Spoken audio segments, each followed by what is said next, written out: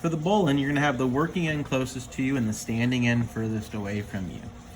From there, you're gonna use the working end and you're gonna create a crossing turn. So it's gonna come over and you're just gonna cross over itself. Your working end is now below that crossing turn. You're gonna take the working end, you're gonna go up underneath it. So I'm gonna take a little bit more and give myself a little bit more room in the working end. This is now gonna go up and underneath. It's gonna go around the standing end. So I'm gonna go underneath it and behind it.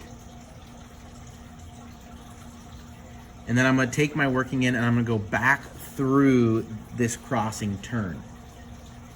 The key piece here to finish this out is I'm gonna come up through this loop, because this is where my actual bowline is. So I'm gonna come up through this loop and I'm gonna grab both of these two. So this is kind of creating that bite there.